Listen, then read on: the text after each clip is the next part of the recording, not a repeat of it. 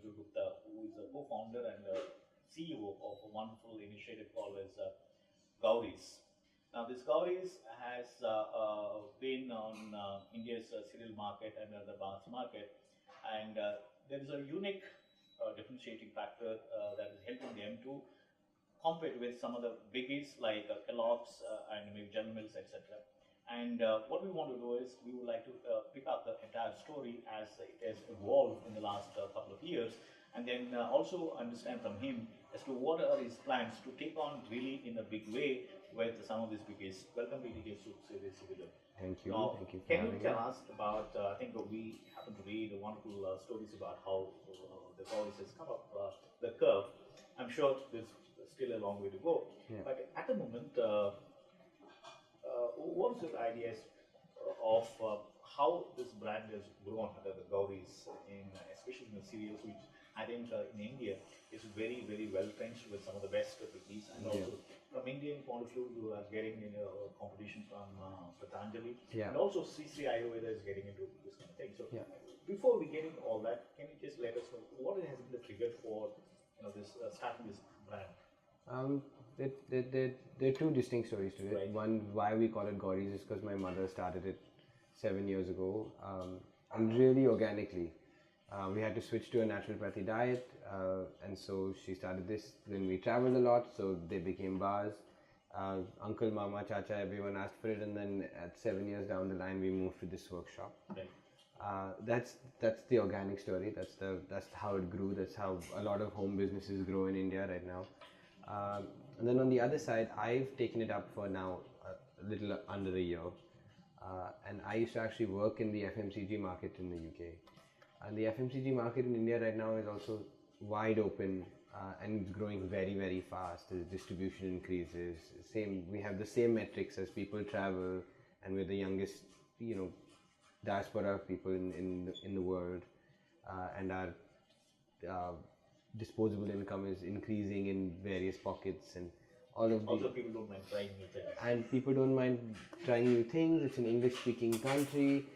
There are a lot of things that are going our way in terms of food FMCG, and especially in clean label. There's also a deficiency in healthy convenience.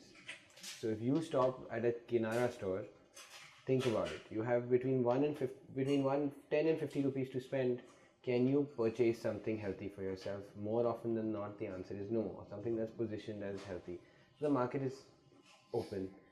We are also working towards Western cultures, which means we're running 9 to 5 jobs. We're not working with family business anymore. We're working in nuclear families, and then therefore we need to grab something, and that whole space, that whole market stays open, and that's the other story for why we decided to go ahead with Gouri'S and actually scale it up into a full-fledged retail brand from India. But I think given your background in economics and things like that, why did you choose specifically for this business? Maybe you could have chosen something else. But then one, like we said, of course, there are you found that enough potential given the demography and things like that. But then apart from the fact that your mother has been involved with this one, and then therefore there has definitely been an endorsement from the maybe family and maybe there are friends saying that yes, I think you're doing a fantastic good job and all that. But at some point of time, do you also think of can this model be scaled up because the source of this one is a natural ingredient where they may not be amenable to the scaling up. So was there a debate on that? Yes, there's a big debate on that, and that is the challenge. I mean, I think that is where we will, so any business needs to know where it's providing value. And I think that's what we're doing, that is something really special. The problem with India and Indian distribution is infrastructure. We have massive infrastructural problems, and therefore natural ingredients don't survive. They don't survive a route from my place in Bombay to the middle of Rajkot somewhere, be lying somewhere on a shelf. You don't have an assurance that it's even going to get there, let alone get there in the same way you dispatched it. Therefore, food products then have a lot of stabilizers and additives that are put inside it, and the whole point is the clean label part of India that's growing. You'll see all these, you see companies pop up everywhere saying that they're natural, saying that they're ingredients, but none of them are managing to put it on the shelf. I think that is one of the solutions we are hoping to provide, and I think we can overcome it. It's really about finding the right partners, wanting something badly enough, and you've tried the product. We've got taste on our side, which then helps you to provide sales to your retailers. And if I'm not mistaken, you also have a very high base of satisfied customers. We have a very high base of return customers, Right. yes. But to be fair, if you're looking at it from a homegrown point of view, so for a home business, that's impressive. If you're looking from an FMCG point of view, it's nothing. It's not even worth mentioning. In the small, tiny section of this mainly South Bombay area, that means nothing. But with the fact that anybody is coming back for more, yes, that metric can be used for a lot of things. Can you use that in the same way when you're not standing there? Is what we have to do. And therefore, packaging, your relationship with your retailers, your relationship with your distributors really makes a difference in India. Right. And it's not only just about numbers. They all want the numbers to satisfy first, but it's much more than that. If you're working in Europe, numbers make sense. You do it. You could literally build a product and distribute it in under a month. Right. In India, that's unless even if you're like Parley, that's impossible. It's not impossible. It's tough. One is the products part of it, other one is about the production itself. Yeah. So how do you decide the kind of products that you want to get into? I think as we largely see right now, you are into 3 product lines. Yeah, Right. 3 One ranges. is the cereals is one that you Yeah. look at, the other one is the bars that you look Yeah. at. Other one is the what we call the candies. Or, Yeah, more or the- less they come in the same. Yeah. Now again under the cereals again you will have Yeah. the product Yeah. get. Yeah. So can you take us through why did you choose this one, and then did you see a great market for this? Given the, I think sometime back you were saying about given the Healthy the food. new lifestyles, Yeah. and India or maybe the people that we talk about. So this is one, and then how do you actually ensure that 2 things? One is the production size, other one is the quality of the product lines. Well, so we have 3 ranges, 18 products, which is our energy cereals, our energy bars, and our energy laddus. There are 3 things are placed for 3 different parts of your snacking consumption. Now, if you take out the food market, we are now aiming for the snacking market, and you can break down the snacking market down to just the cereal bars and cereal market. Till the snacking, it's quite a large number. India consumes food in the billions. It's one of the only countries that does. And when you come down to bars, it will reach the 100 crore value. So that's the kind of space that exists within the snacking market. Cereals, obviously the most competitive. But cereals was a very entrepreneurship sort of decision. It's what somebody starts up takes. Okay, we had this much capital, this much movement, this is where we want to be. We can't afford we can't not afford, but the packaging units, we needed space, we needed work. You need various guidelines when I come to quality to do it in India. It's obviously full of red tape. The FSSAI is constantly hounding you to add and subtract things on this box. So we said, what's the first thing we can do? The first thing we could do with the set of tools we had when we inherited this kitchen. So now from a kitchen, this is becoming to an office after 7 months. And if you were here 7 months ago, you could feel it. There was not a single report. There was no stock planning. Now we have more reports than we can deal with. And at least we know where we stand on a daily basis. It's just quite a bit. And so we took the cereals because it was easy to package. It was easy to get the compliance right. Once we got the compliance right, our price point was a little out, but it was easy to start initiating conversations with retailers, distributors, and it was a product they could take. It's also a product we could test. And so if not with the bars, and bars is our winner, we know that the bars are winner and they're stuck. Let's go out with something that's not. Let's compete. Let's figure the market out. I think in terms of investment, I don't think we've made much, but we've learned a lot. We've learned a lot about the market, where the placement goes, what the prices are, what people say, who are the right people to motivate within the market. And those are very, very important things. You must keep your ear to the ground, because retail is almost like the hotel business. It doesn't sleep. Your manufacturing is on Monday to Sunday, and Sunday is not really an off day because people are coming to buy stuff quite a bit. And that's when probably they buy. Yeah, a local grocery shop like that doesn't happen, but shops for us happens because that's when the father or the mother will go out themselves to the shop. That's where they're going to buy something like an expensive cereal for their customers. The bars are in process. We're using the bars again for this healthy, convenient lifestyle. That's what's going to stand at till points at Kinara stores and society stores where they can actually, like general trade where people can actually pick it up on their way to work, and we'll start all of that. So that's where the bars are going. And the laddus that are actually based for sort of sportier people. Now, sports is a big part of fitness, is a big part of your daily routine, and you need that sort of 20-gram hit. But at the same time, the laddus also help with festive stuff. So they're in this like cross section where you can give the laddus out if you're a dadi who's been like, okay, no, I'm tired of these normal laddus every day, and the daughter-in-law will be like, here's something healthy, but they'll be like, no, it's too not Indian. Then you put this like healthy laddu in there. And the gifting market in India, of course, is one of the largest in the world again. And it helps, all these avenues help your business stay afloat, especially with the crazy overheads that you pay in India during the growth phase at the same time. And then coming to quality and how we maintain quality, there are various ways to do it, and that's where your manufacturing technique comes in. Obviously, you must be approved by all the government bodies, as difficult as it might be. You must go through the process, because at least it's a process that's giving you a general code of conduct for quality, which everyone should be a part of. So we're fully approved. At the same time, at the moment we're a homegrown business that follows certain HACCP standards, but there's something called HACCP that makes sure that your quality. What is it? HACCP. HACCP is like an international body and standards from food manufacturing that allows you to maintain a certain grade of quality, much like the ISO for food. And you can do that in various ways, like you don't touch the product as much. You can, fill it with this ways the line can work, entry, exit points, distance to changing rooms. It's very, very, very technical. And we're building the new facility in absolutely HACCP compliant, which a lot of companies in India find it difficult to adhere to just because of the infrastructural issues.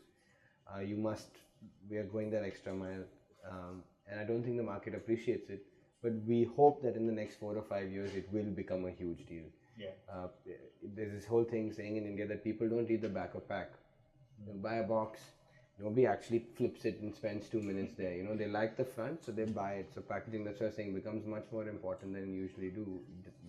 So when you look at other way around, when you look at these international certifications of HACCP, so does it become easy for you to take this product global? Because I think globally it does. Yeah, right. So it does help you with the export market quite a bit.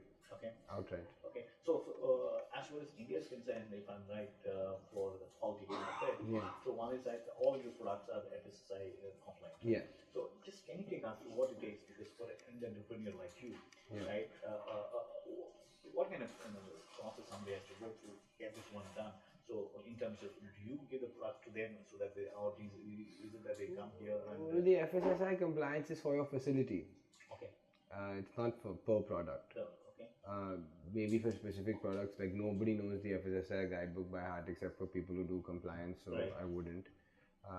We did get the compliance before I joined, so we've been compliant for a while. But you get compliance on your facility. They have a minimum size for production that you need, minimum levels of SOPs to be in there. And they basically set a minimum standard which you have to adhere to, and we were way past that. It was fair? it's nothing that FSSAI is nothing that you cannot do. HACCP requires some work, but I think it's a very good general standard. Much like the FDA, at least the process has begun. Yes, it's India, we're a young country, it's a bit shaky, but it will get there. And then how long is it valid for? Is it that every... There's a renewal every 2 to 5 years, I think. Depends on where you stand. But I think if I'm just correct me if I'm wrong, that so the compliance that is given is for a specific set of facility. Let's say you scale it up. Or it needs it again for the next facility. So what a facility, that's it. So so for a scaled up facility, I will need it again. Which is the fair way to work. I mean, those are things that will happen anywhere in the world. Okay.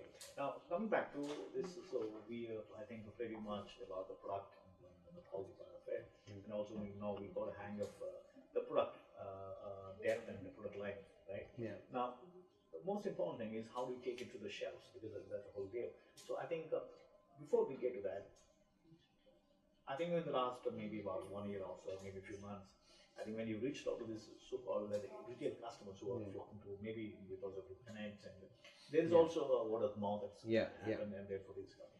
So from this, maybe about few thousand of customers that you've had so far, and some of them actually also from abroad, I think. Yeah, we do. Now, so from these interactions with them, what kind of two things we would like to know? What kind of learnings did you have from them, and what kind of confidence did you get so that I think we want to take it to a higher scale. I think a lot of our confidence does come from our customers already. It's because we have such a strong buyback. So a lot of our customers are referrals, which means once I start with somebody, we know their entire family, their sister's orders, their sister-in-law's orders, and move to the next one, and that's how it's sort of, that referral system is pretty strong. Then a lot of them reorder at the same time. So we have customers sitting in Coimbatore, Chennai, Ahmedabad, Delhi, Pune, Bangalore, Trivandrum, Malaysia, Singapore, Dubai.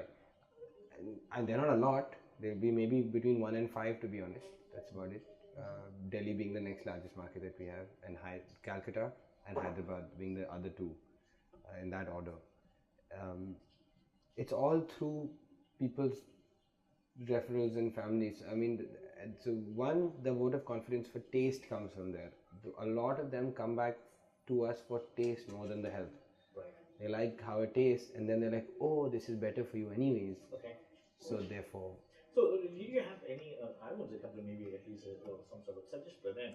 Is it the product form as it is, like that one, or the pricing or the packaging, anything? Pricing is a big problem for the Indian market right now, and we only that segment. We're expensive. Right. But we're expensive because we wanted to be. It was a conscious decision.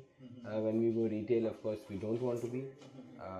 And we're trying to make sure that we still provide the utmost quality in terms of our sourcing ingredients, and we are hoping that the only thing we need to put into the mix is some scale. Right.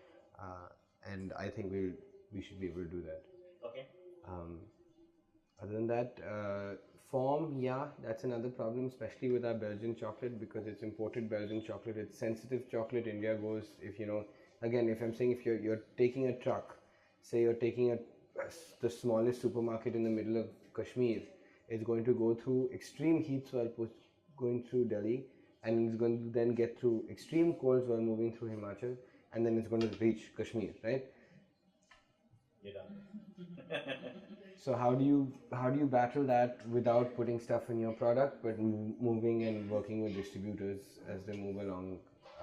Because there is logistics and infrastructure, and then the supermarket on the other end must be able to temperature control the drop so that the form stays. So we have 3 non-chocolate products that can travel wherever. Mom's been very instrumental in figuring out natural ways, especially something like honey. It's a natural preserver, and if you could really taste it at the same time, we can do all these innovative things with our product, and make sure it's kept clean label. Right. And we are working on it. We are working on it with various partners. That there's a whole world out there in India that is looking to change our food positively. Right. And it's not just becoming a price war, because at the retailers it's just about cost. What if you have a good product for somebody to eat? Right. Why shouldn't India and people in India eat properly, like cleanly? So when I think in this last maybe 1 year kind of thing, did you get maybe a better sense of the way you would like to position? Because one thing that, for example, you're talking about laddus. Yeah. Now, either you can position them as a gifting item, as maybe just have a nice basket kind of thing. Yeah. You do it like most of the sweet shops stars. Yeah. Kind of thing. For example, beginner wallets. Yeah. That's one they do it. Or is it like a ritual item that you want people to consume, just like any other snack? Because largely you're looking at snacking. So did you get a fair idea or maybe a clearer idea in terms of how do you want to position that? Because the point is that they're quite expensive, maybe because they're premium. But again, I think that there's a interesting thing that you said sometime back is now if you're planning to go retail way, then because of the scale, obviously, you can drop the price. I mean, price drops are something that have to be very carefully managed, because the perception of price drops also straight away comes with the perception of drop in quality for a lot of people. Exactly. You look at a chocolate which you used to buy for 110 bucks and used to make you feel really good because you used to save that 110 bucks and then buy this really nice chocolate, and then used to be like, yeah, I bought this chocolate. Tomorrow morning it's at 60 rupees. I just like, something's wrong with that chocolate. Exactly. So And so what I think there are various ways to battle that, to make sure that you're not changing your quality, and that's why we're actually launching a whole new product line. Okay. There's no other way to do it. We're launching a whole new retail product line, and it's again, our tagline is honestly delicious, which means we're going to take the absolute difficult task to be 100% honest company in India. Right. And source absolutely honestly. Everything that's mentioned on the box will be in there, Okay. and nothing you can't pronounce. Okay. Now let's look at, I think, the other critical ingredients of a typical brand building as such. Yeah. Before we can, let's look at this five piece. I think more or less we have looked at the product part of it. Yeah. Right? Look at the price, of course, not the individual product. Yeah. I think we can get it. Now, the places, I think, where we're looking at it in terms of where do you want to actually, where do you wish your products are available? Is it like the last man that you see in Kirana shop or mom and pop stores, or is it supermarket stores, or is it typical or the nationwide retail chains like More, Reliance Fresh, etc., or is it like the what do you call the metros of the world? Because now we have the what do you say, the super size retail centers in India. I think you're seeing Walmart has come in, and then you have Tesco, right? Hypercity. All of them have started looking at. Only of course, the wholesale market as such, where the possibility of people picking up in bulk is very high. And instead of reaching out to one retailer, maybe 10 retailers, you reach out to one guy, and then he picks up maybe the whole lot that you have. Yeah, they call it super stockists. They are already available in India. There is a lot of them. They pick up a huge bulk and then they distribute in their area, say Chennai, Bangalore. Or they'll take one section like Hampi and be like, I'd buy for all of it. And, India's extremely diverse, and I tell most people, please treat India like Europe, because when we were analyzing the European market, the metrics were the same. Language changes every couple of states, weather changes, people's preference changes, skin color changes, gods change, and then what's the difference? And then so we do see ourselves going pan-India. We don't have an option going pan-India. One way to do that is through supermarket chains. Because supermarket chains would have 33, 40 stores around the country, and that's good. We are seeing there's an expectation of the amount of chains and distribution to exponentially rise before 2020 with all these investments. The more outlets that open in more cities, the more supermarkets that open, that's better physical distribution for us. The referral system works for us. Yes, we do see ourselves starting off in the metros, but there are tier 2 cities that buy a lot. And we're seeing that as long as we market towards them, that's happening. Do not discount the online space in India at all. It is a very strong engine for people to sell, especially when they're cash strapped like us, and you can't fight the market right there. And I think through the online distribution network, we do offer pan-India delivery. That makes us a big difference in achieving people in Calcutta, Dubai. And what that does also is that it starts the basic chit-chatter. Then there's the general stores. Now, general stores are the most important, I think, network of stores, which is that one local store that is in your facility. So you live in Bandra, right? Bandra has a store down the road from me, and that is the store that my entire that vicinity goes to. They have that geographical monopoly over them. They talk.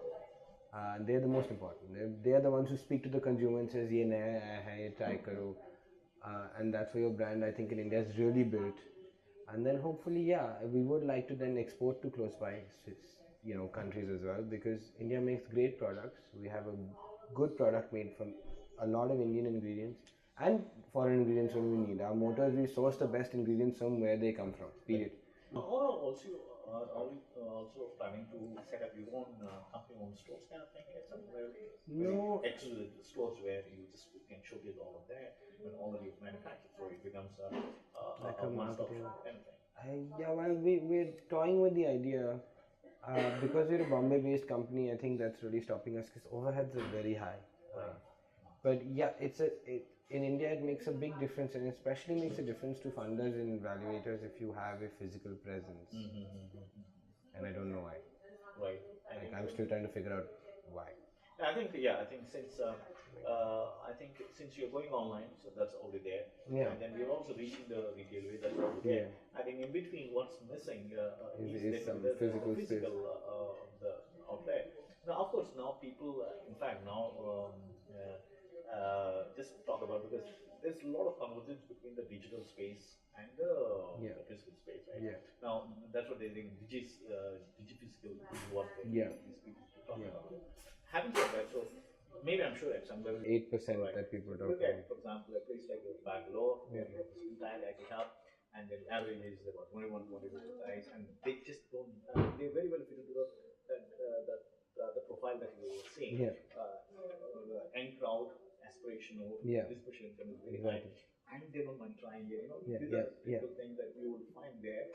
Let's say Hyderabad, the high-tech city, or Pune again, you have pockets, right? And this is the crowd that just lap it up and they say that. And they also take pride in consuming something which is new. Right. So kind of thing. So maybe that you do that. Now let's look at maybe the next part of and that's about the packaging. Because now, I think, can you just take us through what initial packaging that and then did you face any challenges? A lot. We're still facing them. Right. One thing that we didn't understand in India, which I think people in the UK or abroad did really well, is we don't make aesthetically appealing products. You know what I mean? Especially for the shelf. Like this packaging keeps a lot of people very happy. A lot of our clients get this sort of packet, gives them the nutritional information. But at the same time, we wanted to do something on the shelf that actually looks and feels nice in an international space. So this sort of got upgraded to that. Okay. And behind here, like you've seen a lot of boxes, if I had a competitor's box, there's a lot of information about what's in the product. Right. Here there's just a story. And it's kind of different. And it's got this brown paper. Which is fully recyclable paper. We also have a recycling solution in there if you want to discard this paper. It's done some things differently for India for the first time. It's telling you what the benefits are first and then telling you what's inside. What we do realize in India that people don't actually, so if we are in the West and we're competing in a Western market, we would spend a lot of time figuring out how to write these contents. Just this bit. It would be a huge deal, because you could strategically write a lot of things and not write a lot of things, because in the West they scan the back of pack, they hound it. So it's all about this, and you have to try to make them perceive these things. In India, nobody. You see the packaging; it's as shiny as possible, as nice as looking, and they're just like, "Deal hai, utha diya, dal diya," and they have no idea. There's some people that do read, don't understand what it's doing for them. There's like, I don't care whether it's this or this looks better than this, so let me pick it up. That's how our consumption decision is taking place right now, and we would like to change that. So we thought that if we put up something like this where people are like really confused, like they don't know what it is, it tells you it's a cereal, it tells you it's good for you, so then maybe let me pick it up. But then they have to find out. So, we've made the whole thing opposite. They go at the back, it tells them what's good for them in a story, right? And then we were hoping that no one has this much time, that you've already lost a customer if it's more than 5 seconds. But it's been working with some. They read the quick story and then they'll be like, oh, it has all this stuff in it. And that's how we wanted to do it. We wanted to get people to see that you must. So has it come out of any research or any some study that you have done, or some sort of focus group discussion that you had with the customers, or is it your insight, that you maybe homegrown insight? I used to actually handle the India market for the company I used to work for before. Okay. And I used to do a lot of, I used to do obviously structure their marketing campaigns, which comes with a lot of research. And in India, India was one of the markets I used to handle because I could speak the language here and made sense. And so, yes, I've been for maybe, over 15, 20 trend conferences for the world. Networked with people in 4 different countries and on where next. And at that time it was Dubai when I was working there. Then India was third in line after the Gulf, a couple of countries in the Gulf. And so there was a lot of chit chatter about India and the same issues. There's nothing that no one knows of. I mean, if there's somebody in the classroom that no one knows of, but it's the infrastructure issues, the red tapeism, and they're real issues. They're, when you're sitting there and it's on a sheet of paper and everyone's talking about it, it's like great, it's like, yeah, I know it. When you're in it, it's hard, and they are real issues. Infrastructure is a real problem. Red tapeism is a real problem, and you do feel like not only me, like we have a whole set of friends like me. We're all finding it kind of annoying to deal with. It's not needed. So I think let's come back to this whole story of packaging. packaging. So tell us in more detail, Vidur, is about why did you stop this one? Because I think somewhere, if I'm right, I think you were also telling us that actually what really flies off the shelf is this package. It's actually not allowed to go on the shelf. Okay. So through our customers' space, this packaging still sells much more than this packaging. Now people have a problem with this packaging, one because you have to get a lot of things right in packaging. One's functionality, the other one's size, then its look, and there are various things that you can and cannot do. So we're the first cereal that shows their cereal. We're also the first cereal that puts gen friendly on our product. So you'll see some with gen on them. Right. Nobody does that. Or says gluten free right on the front, because a lot of people in India who have these sort of food restrictions don't actually get to see it anywhere. They have to search for it, sit around it, and they get really annoyed, so they leave it. 500 grams is too large for the retail space, but there's a lot of compliance gone into this. So there's how the ingredients have to be mentioned in a certain way, descending order. You have to be declare your saturated, unsaturated, trans fats according to certain guidelines that are there. There's an Indian and there's an American. We choose between how you want to use it. You need your address, numbers, even small things like contacted to, contacted by, batch numbers. All these things you have to be completely compliant. You have to basically have a GS1 barcode, which is better. None of this packaging can have any of this. This packaging is far more expensive, makes your product more expensive, but it's at the same price, which almost demotivates somebody to get into the retail market, you see. So if I can ask you, what would the price difference between this and this? This package. This is actually 625 and this is 500 rupees for 500 grams. This is more expensive and this sells more. You see what I'm saying? Well, why would this one be expensive?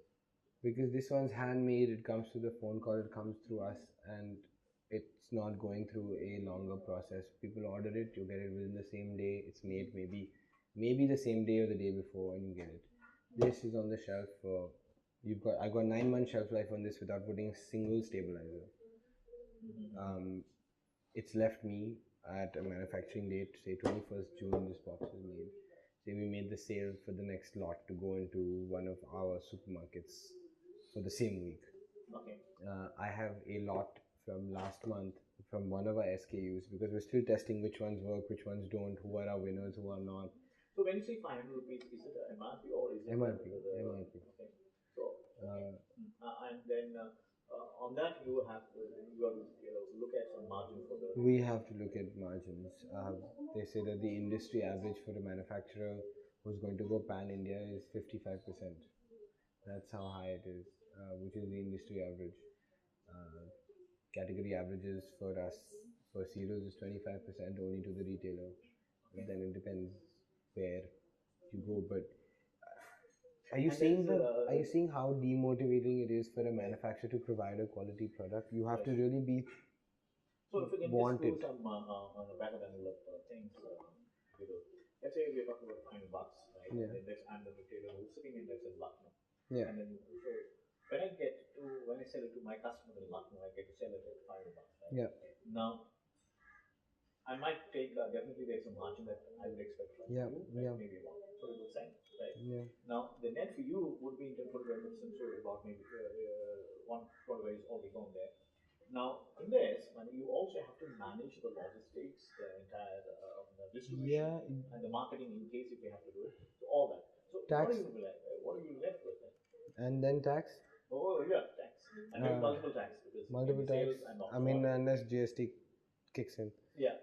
But so if the manufacturing industry averages, if you're lucky, you will work on a 25% margin for yourself for the business.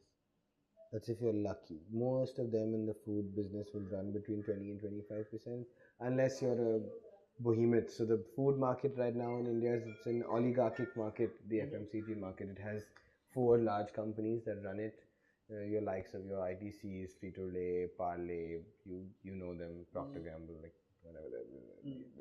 That's it.